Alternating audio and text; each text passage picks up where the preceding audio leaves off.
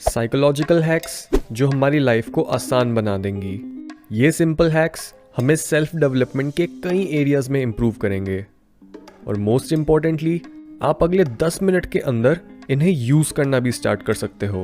Number 17, अगर आप अपनी मेमोरी और प्रोडक्टिविटी को बढ़ाना चाहते हो तो ट्राई करो कि आप दोपहर के टाइम आधे से 1 घंटे की नींद ज़रूर लो।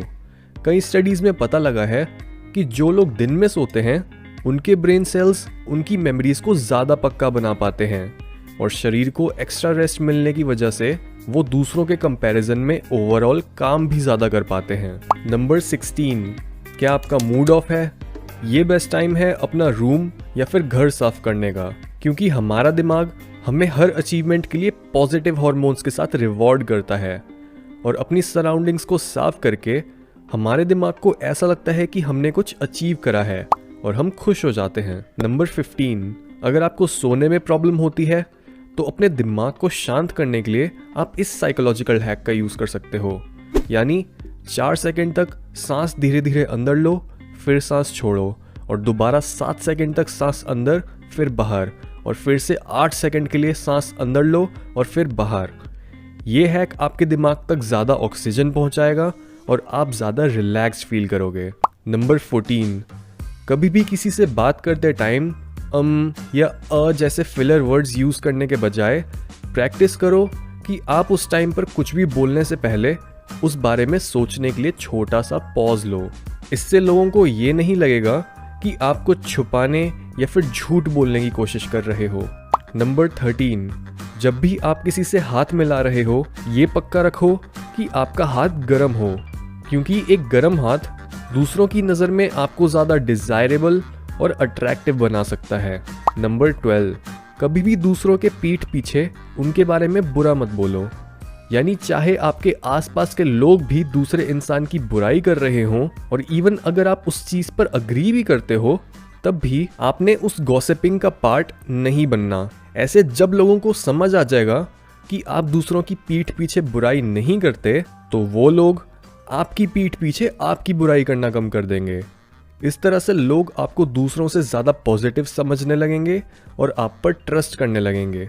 नंबर 11, हमेशा एक टाइम पर सिर्फ एक काम पर ही फोकस करो, क्योंकि मल्टीटास्किंग एक मिथ है। दिन के कुछ घंटे सिर्फ एक काम को प्रायोरिटाइज करते हुए निकाल दो और उसके बाद दूसरे काम करना शुरू करो, क्योंकि अगर आप काफ़ी सारी चीज़ें एक साथ करने की कोशिश करोगे तो चांसेस हैं कि आप कुछ भी ढंग से नहीं कर पाओगे। नंबर 10, किसी भी चीज़ को ढूंढते टाइम अपनी नज़र राइट से शुरू करते हुए लेफ्ट में ले जाओ, क्योंकि नॉर्मली ज़्यादातर लोग लेफ्ट से राइट में देखते हैं, पर इस तरह से नज़रें घुमाने पर हमारी चीज़ों को अनदेखा करने के चांसेस काफ़ी ज़्यादा होते हैं, क्योंकि हमें इस मूवमेंट की आदत हो चुकी है और अब हम इस पर उतना ध्यान नहीं देते।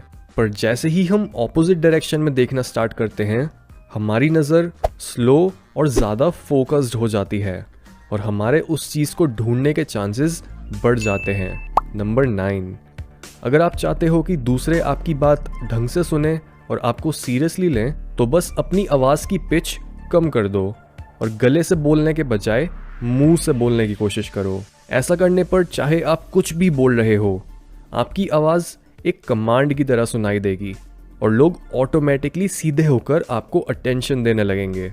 नंबर 8, आपको ये ज़रूर पता होगा कि स्लो गाने सुनते टाइम हम रिलैक्स्ड फील करते हैं, पर ये इफ़ेक्ट हमेशा काम नहीं करता। कई स्टडीज़ में पता चला है कि कई बार जब आप डिप्रेस्ड, स्लीपी या थके हुए महसूस करते हो तो आपको लाउड और एक्सट्रीम टाइप का म्यूज़िक सुनना चाहिए।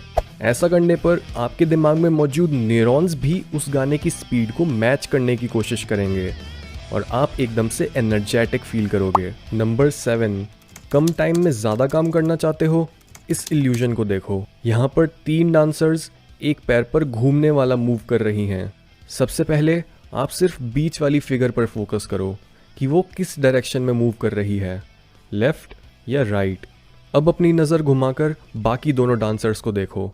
चांसेस हैं कि अब आपको बीच वाली डांसर ऑपोजिट डायरेक्शन में घूमती दिखाई दे रही होगी और अपना मेंटल फोकस बढ़ाने के लिए आपने अपने दिमाग को डांसर को सिर्फ एक डायरेक्शन में देखने के लिए ट्रेन करना है। नंबर 6, अगर आपको कोई चीज़ याद करने में मुश्किल होती है या फिर आप कुछ ऐसा सुनते हो जिसे आप बाद में याद रखना चाहते हो, तो जब भी आप उस चीज़ के बारे में सोचो, अपनी मुट्ठी कस के बंद कर लो। इस हैक से आपकी ब्रेन एक्टिविटी में इम्प्रूवमेंट होगी और आपको उस चीज़ को याद करने में आसानी होगी। नंबर 5, किसी भी इंटरव्यू के लिए अपनी साइकोलॉजिकल स्टेट पहले से ही तैयार कर लो। अपने आप को बोलो कि मैं इन लोगों को बचपन से ही जानता हूँ, हम बहुत सालों बाद मिल रहे हैं और मैं इनसे मिलने के लिए वेट नहीं कर सकता। अपने आप को ये बातें बोलने से आप एक पॉजिटिव एक्सपीरियंस को विजुअलाइज कर पाओगे और आपके उस इंटरव्यू को क्रैक करने के चांसेस बढ़ जाएंगे। नंबर 4, शॉपिंग करते टाइम अपनी आंखों के एकदम सामने पड़ी हुई चीज़ से चकमा मत खाओ, क्योंकि जिन चीज़ों को हमारे आई लेवल पर रखा जाता है वो ज़्यादातर महंगी होती हैं, और जस्ट बिकॉज ज़्यादातर कस्टमर्स अपने सामने पड़ी हुई चीज़ तक ज़्यादा ईजिली पहुंच पाते हैं, दुकान वाले ज़्यादा पैसे बना पाते हैं। सो अपना शॉपिंग बिल कम करने के लिए ट्राई करो कि आप शेल्फ के सबसे ऊपर या फिर नीचे वाले प्रोडक्ट्स को भी देखो। नंबर 3, जब भी आप उदास फील कर रहे हो तब बनाना या फिर पाइनएप्पल खाओ, क्योंकि इन फ्रूट्स में सेरोटोनिन बनाने वाला अमीनो एसिड ट्रिप्टोफेन होता है, जिसको खाने के बाद आप रिलैक्स्ड और हैप्पी फील करते हो।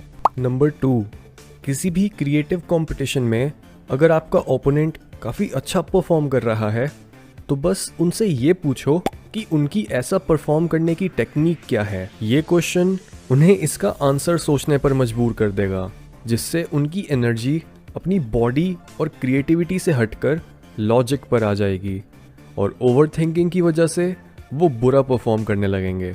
नंबर 1, कई बार नेगेटिव लोगों को हराने का बेस्ट तरीका होता है उन्हें अटेंशन ना देना, क्योंकि ज़्यादातर नेगेटिव लोगों का गुस्सा या फिर चिड़चिड़ापन उनकी अपनी तरफ अटेंशन खींचने की टेक्निक होती है, और तभी ऐसे लोगों को इग्नोर करने पर ज़्यादातर केसेस में उनको ये रियलाइज़ करने का मौका मिल जाता है कि उनका बिहेवियर सही नहीं है और उन्हें अपने आप को चेंज करना चाहिए।